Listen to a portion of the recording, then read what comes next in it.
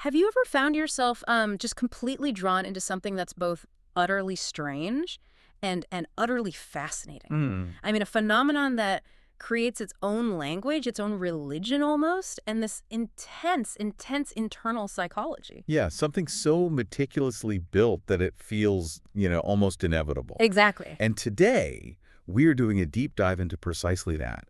We're moving beyond just analyzing a public figure. We are stepping into a really complex, contradictory world of Liz Hadbucks. Right. What makes this so unique is the stack of sources we have. I mean, a formal, self-aware lexicon of her cult, for lack of a better word. Yeah. Verbatim psychological interview transcripts that detail her internal committee of subpersonality. Oh. And, of course, the absolute doctrinal law that's written into the lyrics of her concept album, The Pink Album. That is just a staggering amount of intentional self-mythologizing. Right from the jump, we're looking at someone who's introduced in these materials as the sovereign of seduction, the apex predator in stilettos.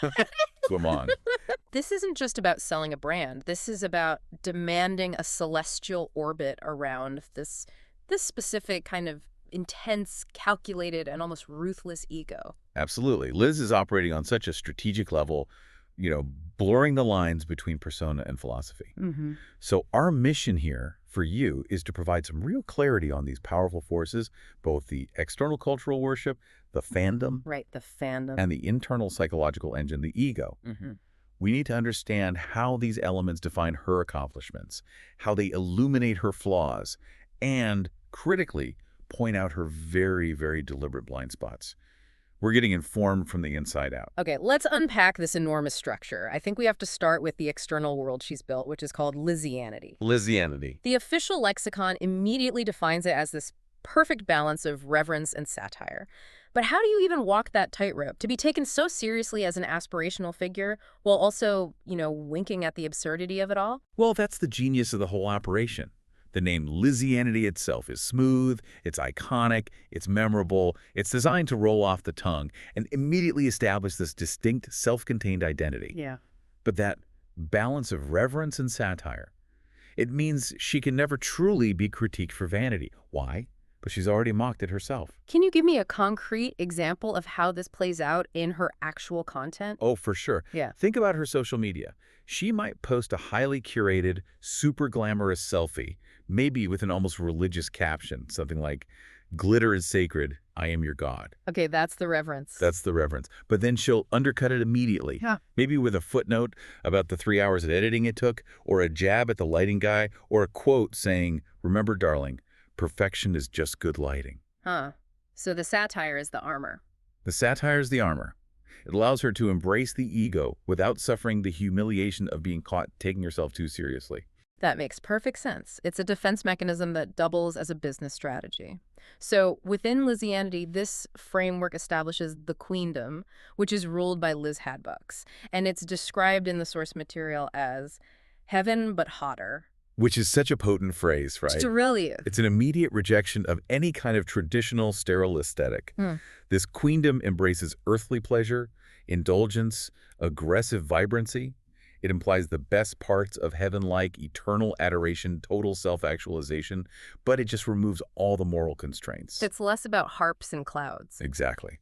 Less about harps, more about high thread count sheets and, perfect lighting. And the allegiance to this aesthetic hunger is formalized through these distinct sects. We're told about Hadbucksism, the official capitalist side. And this is the overt brand management, which is incredibly transparent about the commercial side of things. The brand is the religion here. Right. Consuming Liz's products, whether it's merch or literally placing some elaborate Hadbucks coffee order. It becomes a spiritual act. It's this hyper version of consumer loyalty where the transaction equals devotion. She's basically just taking the modern phenomenon of brand loyalty and renaming it religion, That's it. And then you have Lizlam. which is the unofficial, underground, more radical fandom, apparently not even endorsed by Liz herself. And that lack of official endorsement is so crucial because it adds this layer of authentic, uncontrolled intrigue.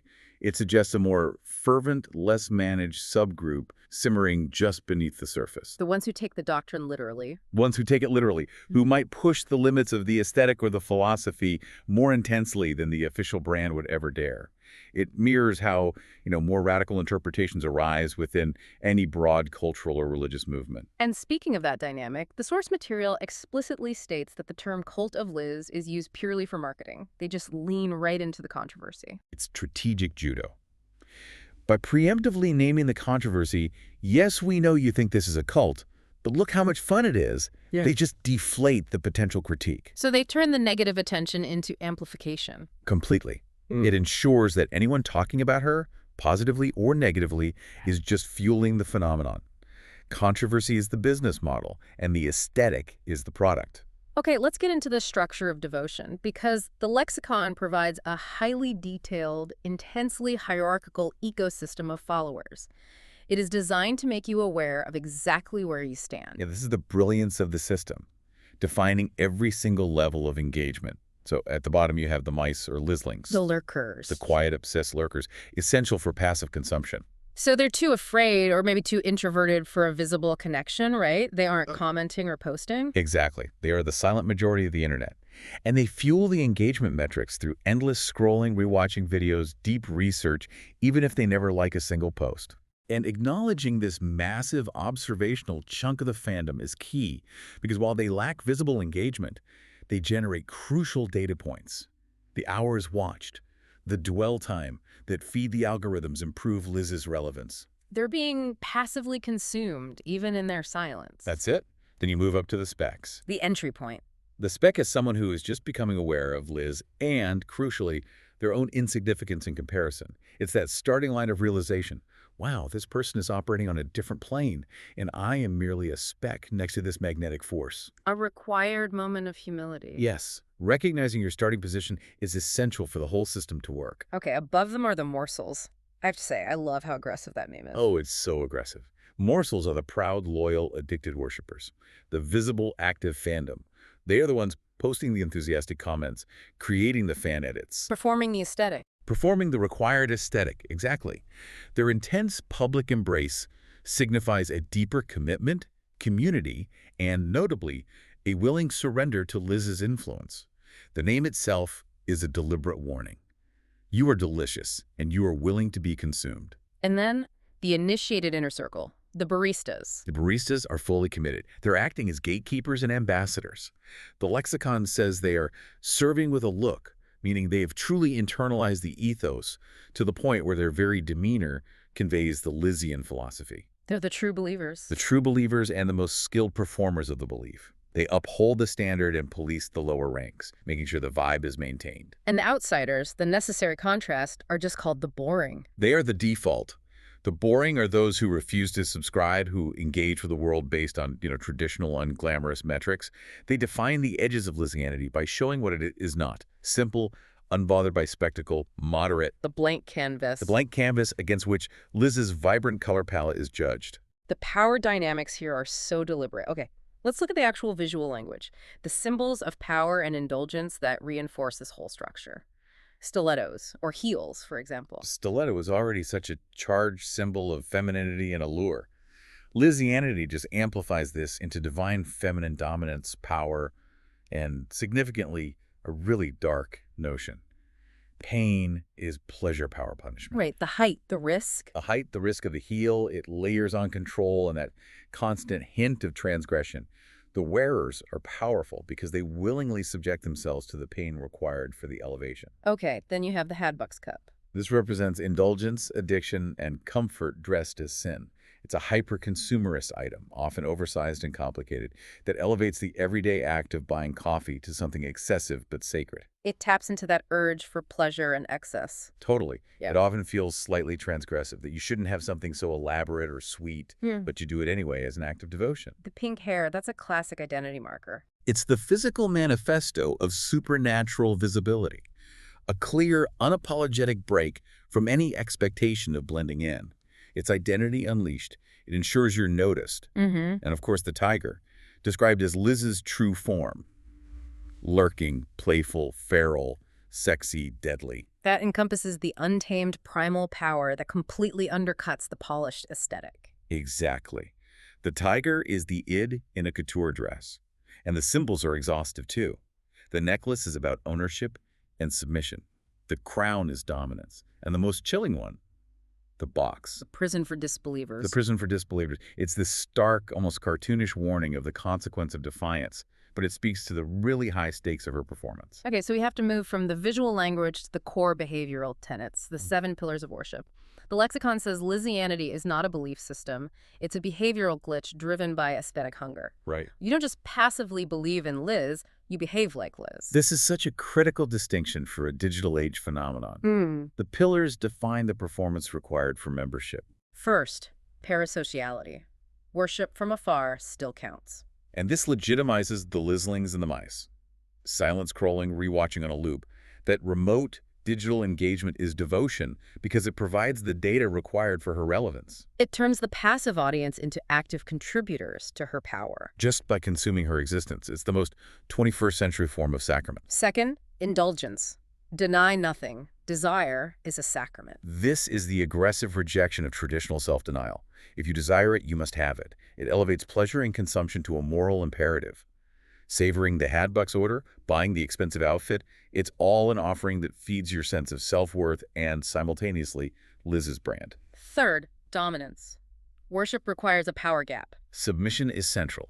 This pillar spells out the hierarchy with zero ambiguity. It's an acknowledgement that power is a zero-sum game, and for one person to feel dominant, others must willingly submit, even if it's only aesthetically. Fourth, vanity. Glitter is sacred. Looking good is prayer.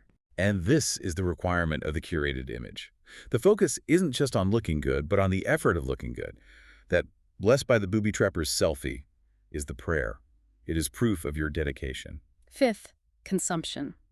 Liz must feast, and followers sustain her with attention and obsession. This is the symbiotic relationship defined so clearly. Her power is directly fueled by follower engagement. Fan edits, detailed critiques, even confessions of personal failings submitted to her.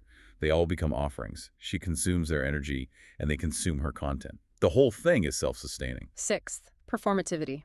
The show is the sermon, embracing the fantasy, and camp is holy. This underlines the theatrical nature of it all.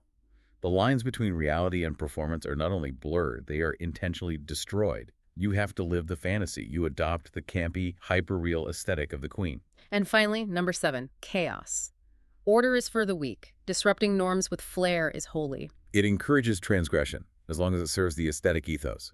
The line, burn bridges but light a candle to Liz while you do it, is the perfect distillation. So you have to create chaos, but with style. With style, flair, and intent. So if this is the doctrine, let's look at what is considered blasphemy, because that really clarifies what Lizianity values above everything else. Oh, the unforgivable sins are so instructive because they focus almost entirely on lack of effort or vulnerability.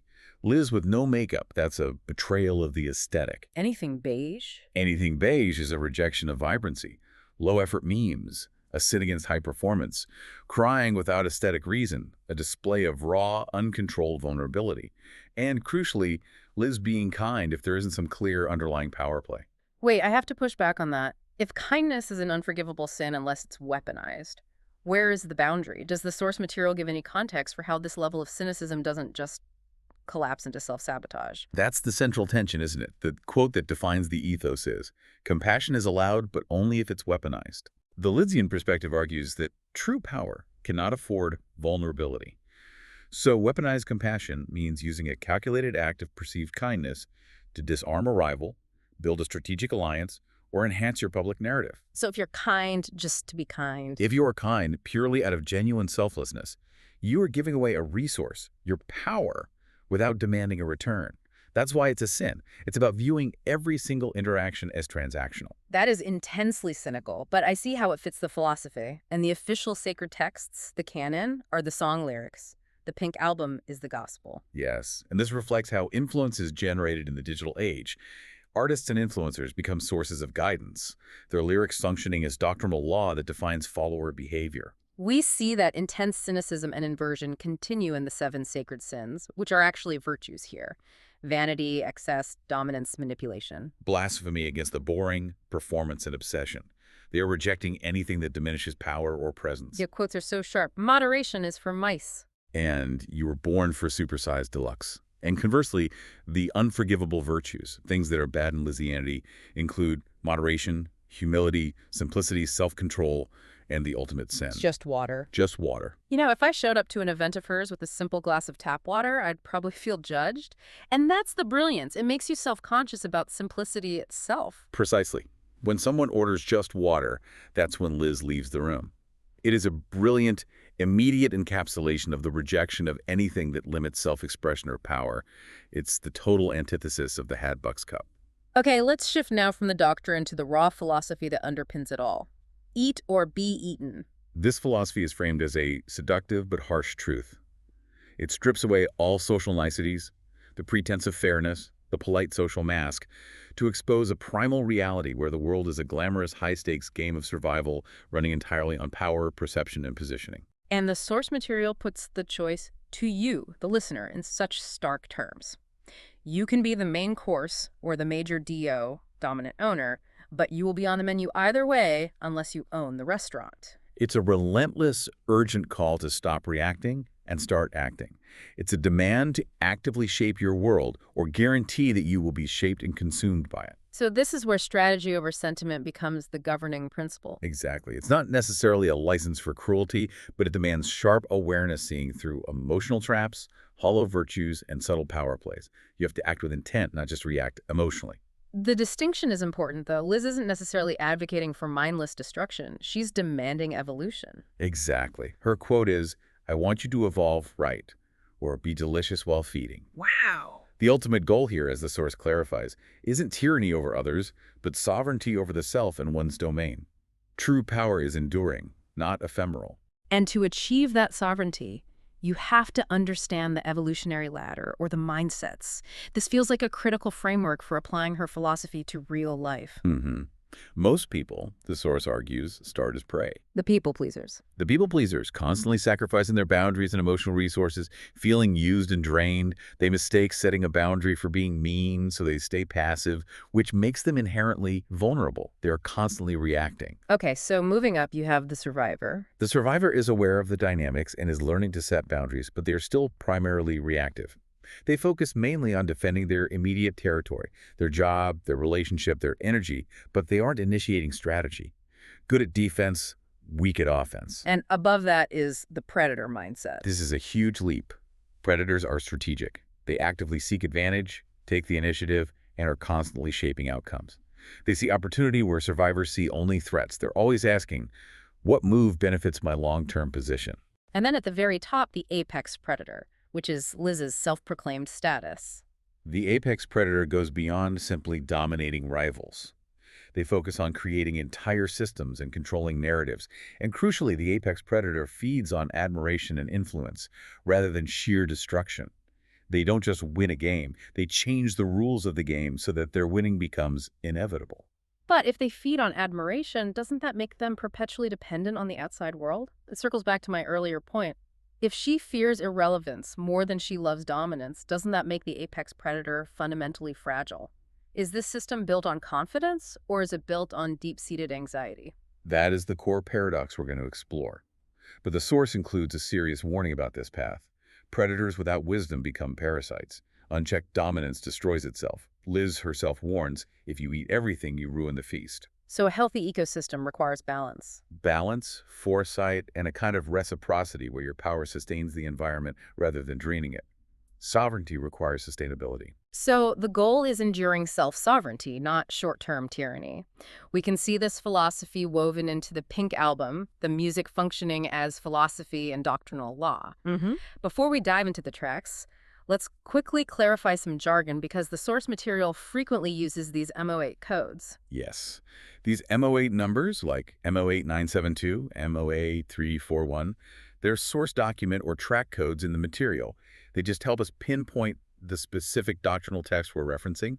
Think of them like chapter and verse markers. Perfect. Let's start with the ultimate manifesto, I am your god. This track is explicit self-deification. Yeah. The opening lines immediately established the power dynamic. Relax, breathe me in, I am your god. And the subsequent lines enforce the ruthlessness. Sweet little morsel, you're on the menu. It's a celebration of taking narrative control. Completely, taking control previously held by external forces, religious, societal, and claiming it for the self. Then there's It's Not You, It's Me, which tackles the complexity of relationships through this ruthless lens. It frames love and connection as a zero-sum game. The key lines are, love just a ladder, climb or be tossed. You can't win this game without someone else's loss. This shows Liz's view of relationships as transactional tools for agency and disruption. Not about merging two wholes. No, they are about leveraging connections to ascend.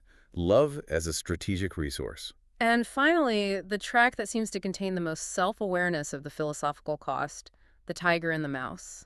This explores the darkness of consumption and domination. It starts with the tiger reveling in the domination, lions describing the destruction. It cracks, it crunches, oozes sweet. Right. But the song concludes with this chilling emptiness that follows the consumption. The thrill is gone. There's none to show. The hunger is never truly satisfied, revealing the existential trap of the apex predator. Once you consume the source of your satisfaction, you're left alone, perpetually searching for the next fix. That transition is so critical. We've established the external doctrine, Lizianity, and the external strategy, eat or be eaten. We understand the world Liz creates. But to fully grasp her immense power and the anxiety that fuels it, we have to look at the source of that creation. The powerful, complex internal landscape, the ego. This is where the psychological interview transcripts become just invaluable. Liz is framed as the subpersonality who dominates the inner world, declaring, I'm not your ego, I'm your elevation, your indulgence, your inner tyrant in lip gloss and claws. So she refuses the traditional pathologized label of ego. She completely rejects it. The source describes the feeling of this voice as performer's arrogance, that deeply uncomfortable feeling of believing you're inherently better than others, or that you've already thought it, felt it deeper, or done it better. And Liz warns against the primary danger of this mindset, mistaking other people's confusion or their slowness to catch up for proof of your superiority. It's a self-isolating mechanism. It creates what the source calls the layered cake of ego. The layered cake. Where this sense of exceptionalism coexists with the chilling intellectual realist voice that occasionally whispers, we're all just specks spinning on a rock, Liz, chill. But ego, according to Liz, does not want to chill. It wants to ascend. We need to examine this ego duality, the shadow and the light. On the shadow side, the ego is deeply toxic. We see envy cloaked as detachment, pretending to be unbothered by a rival's success while secretly cataloging their flaws. We see the loneliness on the pedestal, and the biggest horror of all, the fear of mediocrity or irrelevance. That fear is the engine. The ego knows that to be average is to be ignored, and that is its ultimate annihilation. But the light side is presented as equally powerful, almost necessary for success in a competitive environment. Oh, absolutely. Ego is the motivator of mastery, pushing you to achieve heights others feared to dream. It acts as a necessary mirror of value, the voice that cuts through self-doubt and says you deserve more. Which leads to what the source calls intentional confidence. Exactly. Self-belief deliberately deployed as a strategic tool. But this voice, however loud, is not the only voice. Liz operates within an internal committee, a council of subpersonalities that keep her in check, even if she fights them. And these interactions are so crucial for you, the listener, to understand the concept of a balanced psyche. Let's start with Val, who represents ambition. Liz needs Val to climb, but she dismisses her as merely grinding. Right. She sees Val as the how, but she claims, ambition grinds, but I glean. Exactly. Liz sees herself as the fire, the divine inspiration, while Val is just the necessary sweaty fuel, the work ethic, the long hours, the networking. Liz needs Val's energy, but she claims the resulting glamour for herself. Then there is Devin, integrity. This is the necessary firewall-tracking moral drift, ensuring you can sleep at night. Devin provides the moral code. Liz critiques him, claiming power bends compasses, asserting she knows which truths are bendable to maintain sovereignty. But Devin is essential. He is essential. He ensures that the predator doesn't become the parasite. He establishes the boundaries that prevent total internal collapse from unchecked ruthlessness. Okay, Kenny the architect. He's the builder of structure and routines, described as the emotional dishwasher. Kenny handles the mundane but necessary details, the routines, the logistics, the substance beneath the spectacle. Liz reminds him, don't mistake a blueprint for a throne. Kenny builds the stage. I own the spotlight. So Kenny is the necessary structure. And Liz demands the performance and the credit. We all have a Kenny who organizes our taxes or our calendar, and we all have a Liz who wants the spotlight. That's a great way to put it. Next, Tira, the advisor of meaning or soul, the quiet librarian who helps you stay soft without collapsing. Tira provides the depth, the internal context for why you are doing all of this. But Liz's critique of Tira is so sharp and so targeted at the modern need for visibility. Meaning, without magnetism is just a diary in a drawer. Wow. That's the danger, right? That's the danger. If you prioritize magnetism over meaning, you end up on a perpetual treadmill of external validation that Tira explicitly warns against. If Tira goes quiet, the whole enterprise loses its internal purpose. And finally, Bannock, the guide or integrator. Bannock is the compass keeper who tracks the system via a star map model. He is the one who monitors the system for internal imbalance. When Liz gets too loud, too demanding, too ruthless, Bannock asks the most profound question. What is she protecting when she gets loud? His principle is a reminder that starlight doesn't demand attention, it offers orientation. He is the voice of balance, urging the ego to serve the self, not the other way around. So the key lesson for the listener here is that you don't exile the ego, you have to integrate it. This is the highest wisdom derived from the transcripts. Liz herself declares, if you exile me, I become your shadow, but if you embrace me, I become your armor. Right. Exiling the ego only forces it into the subconscious, where it manifests as passive aggression, deep insecurity, or sabotaging behavior. Yeah. When you embrace it, when you recognize your need for ambition and self-worth, it becomes the armor you need to navigate the world. And that distinction between a healthy and an unhealthy ego is so critical for the application of this philosophy. A healthy ego asks to be seen. It operates with self-awareness and honors your worth without diminishing others. It knows its value without needing to prove it constantly. Whereas an unhealthy ego demands to be worshipped. It demands to be worshipped.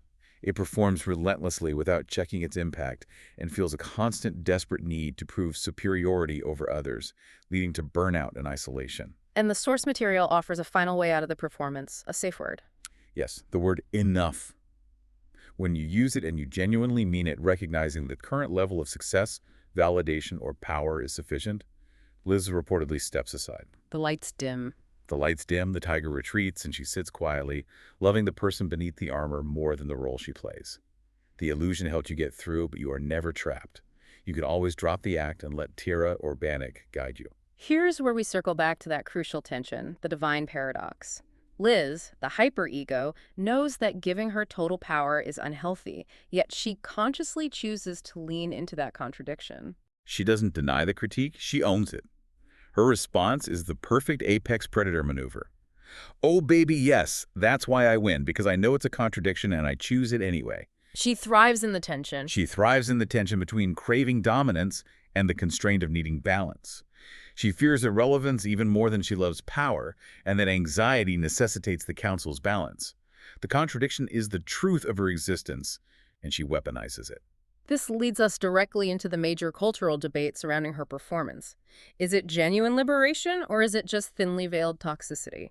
We have to examine both sides impartially as the source material lays out. Okay, let's start with the pro-critique liberation argument. This views Liz's performance as gender as drag. She uses extreme exaggeration of traditionally feminine, often sexualized power structures to expose the restrictive script of traditional gender norms. So it's maximizing agency within the existing system to highlight its artifice. She controls and monetizes the male gaze rather than just submitting to it. And critically, this critique views her work as providing a cultural space for what's called union shadow work. For you, the listener, this means integrating the difficult, powerful parts of yourself, the parts society often tells you are too much or unfeminine, like aggression, ambition, or ruthlessness. So by naming the tiger your inner predator, the audience stops being the mouse. That's the idea. It's almost therapeutic, in an unconventional way. Okay, now let's look at the other side. The pro-reinforcement toxicity argument. This view contends that Liz glorifies vanity, excessive consumption, and manipulation, simply repackaging harmful, toxic tropes wrapped in glitter. The argument is that the irony is lost on the consumer, and what remains is an exclusionary aesthetic that demands rigid, expensive perfection. The critique suggests this creates a prettier cage. They cite data showing a rise in certain cosmetic procedures or extreme dieting among young women who aspire to the Lizian aesthetic as evidence that the critique is lost and the reinforcement of toxicity wins. Yeah. The audience copies the blueprint for manipulation, but they miss the irony. This entire debate really hinges on media literacy and critical distance. The Lizianity perspective would argue that the seductive irony is itself part of the critique. It exposes how fandom, capitalism, and beauty culture already coalesce into these quasi-religious rituals. So she holds a mirror up to existing consumer cults. Right, demanding that you look at them and your own complicity, but the audience often just decides to start worshiping the mirror. Let's look at how she uses this critical performative lens to challenge sacred institutions, starting with political satire. The song "What's the Precedent for the President" is a powerful example. This track is classic sacred inversion. It challenges the unquestioning reverence surrounding the political office itself. The techniques are not subtle. The lyrics use direct references to alleged controversies, including 34 felonies, 6 bankruptcies, financial fraud, alleged sexual misconduct, and immigrant intolerance. But the analysis notes that the core critique elevates beyond personal jabs by using rhetorical questions in the hook. Yes, the questions are the real power. Is democracy strong, or are we building on sand? And do we lead with integrity or worship a brand? The analysis calls this prophetic art, using wit and audacity to speak truth to power. Right. The key here is that the apex predator doesn't just critique the opposition. She uses the very tools of her performance, hyper-glamour, ruthless honesty, celebrity, to disarm traditional forms of power that rely on sober reverence. If you only respect seriousness, she'll weaponize absurdity. And this extends to the ultimate religious subversion in the track "I Am Your God." This is iconoclasm through sacred inversion. She attempts to entirely rewrite the spiritual script. She challenges traditional patriarchal religion right away. Our mother who stands in stilettos, Liz Hadbucks be thy name. It directly challenges male-dominated myths with lines like Zeus and Jesus, male myths, shaky scripts. So she establishes a new feminine deity, reclaiming narrative power. Exactly. And instead of traditional concepts of sin and shame, the song suggests shame is the real problem, using sacred inversion as a tool for liberation. And it brilliantly critiques modern consumer culture woven into the religious language. For sure. References to Hadbucks in your veins and upgrading your life to supersized deluxe.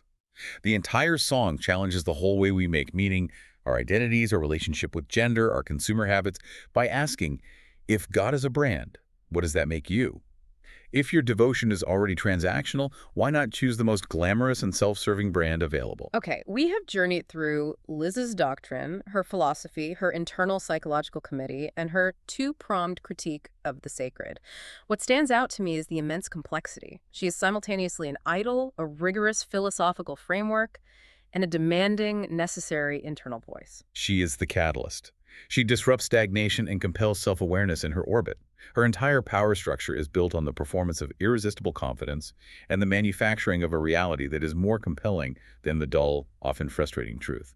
And she frames this manufactured reality not as a deception, but as a gift to her followers, which is arguably the most profound insight in all the source material. It's the moment the ego explains its purpose. That's right. The final truth from Liz. I built a church out of mirrors and mood lighting. And when you walked in, you didn't see God. You saw yourself, but shinier, sharper, sacred. That's my gift. Wow. Her power lies not in being worshipped, but in compelling you to see your own potential, even if it comes wrapped in glitter and contradiction and demands a frightening amount of self-ownership. So as you consider the sacred inversion and the challenge to question what is protected by unquestioning reverence, what is one item or belief you currently hold sacred, whether political, aesthetic, or personal, that might benefit from a strategic application of Liz's critical performative lens? What happens when you use that hyper-aesthetic focus to dissect your own values? And thinking about that internal council, Val, Devin, Kenny, Tira, and Bannock, when does your own self-belief cross the line from simply honoring your worth to actively demanding worship from the external world? Who is on your internal council right now to keep Liz, your inner tyrant, in lip gloss and claws, in check so that your ambition remains fierce but fundamentally balanced with integrity? Think about your next move at the table and whether you are the speck, the morsel, or the apex predator.